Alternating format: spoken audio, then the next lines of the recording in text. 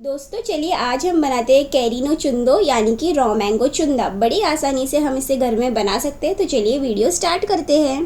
तो उसके लिए फ्रेंड्स यहाँ आपको लेना है 2 बड़ा कच्चा कैरी। ये वज़न से 557 ग्राम का है। तो फ्रेंड्स जब भी आप चुंदा बनाने के लिए लोगे ऐसे बड़ी कैरी का ही उपयोग करना। अब पीलर या फिर चाकू की सहायता से आप ऐसे इसका जो त्वचा है छील लेना। छीलने के बाद अब यहाँ हम इसे ग्रेट करेंगे। तो यहाँ मैंने ग्रेटर लिया है, तो ये बड़े जो होल वाले साइड है वहाँ से ही आपको ये कैरी को ग्रेट करना है। तो बड़ी सावधानी से कैरी को ऐसे पकड़ के ग्रेट करना।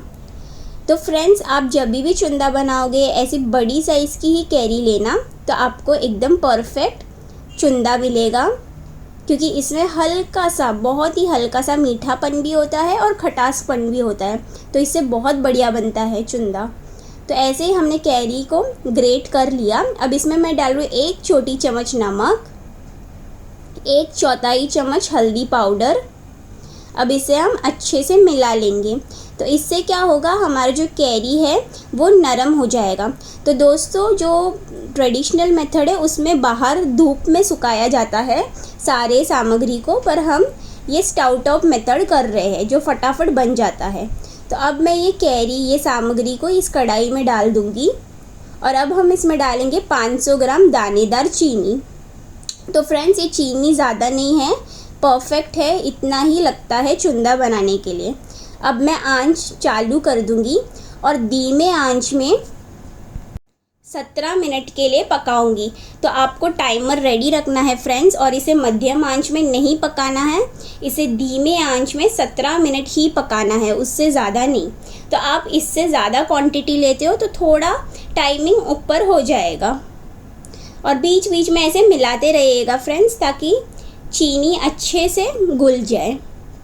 तो देखिए फ्रेंड्स 17 मिनट हो चुका है और इधर ऐसे बुलबुले आ रहे हैं। अब मैं आंच बंद कर दूंगी। अब इसे हम ऐसे अच्छे से मिला लेंगे और अब हम इसकी तार नाप लेते हैं। तो ये देखिए फ्रेंड्स बिल्कुल एक तार की चाशनी बन रही है, इससे ज़्यादा नहीं बनना है। क्योंकि फ्रेंड्स अगर आप 17 मिनट से ज़्यादा पकाओगे तो ये कड़क होने लग जाएगा और आपका शक्कर जो है एकदम पत्थर जैसे हो जाएगा, इसलिए इससे ज़्यादा मत पकाना। अब मैं क्या करूँगी, इसे पूरी तरह से कमरे के तापमान में ठंडा होने का इंतज़ार करूँगी। ठंडा होने के बाद ही हम इसमें मसाला डालेंगे और इसके ऊपर ढक्कन भी बिल्कुल मत लगाइएगा। तो अब हमारा ये जो चुंदा है पूरी तरह से ठंडा हो गया है। तो देखिए फ्रेंड्स इसकी कंसिस्टेंसी बिल्कुल जैम जैसी हो गई है, एकदम परफेक्ट कंसिस्टेंसी हो गई है। तो अब हम इसमें मसाला डालते हैं।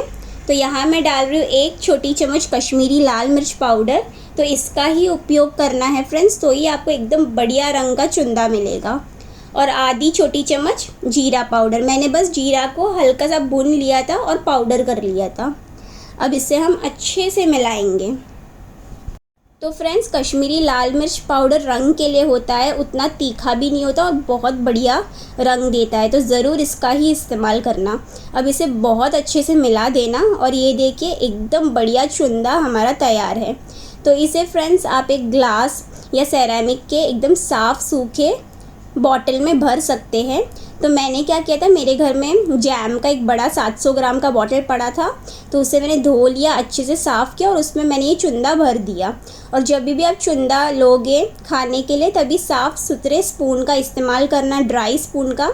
और इसे आप बाहर स्टोर कर सकते हैं, फ्रिज में रखने की ज़रूरत नहीं, और आराम से ये 1 साल तक टिक जाएगा। और इसे आप चपाती, थेपला, पूरी, पराठा के साथ सर्व कर सकते हैं। देखने के लिए धन्यवाद।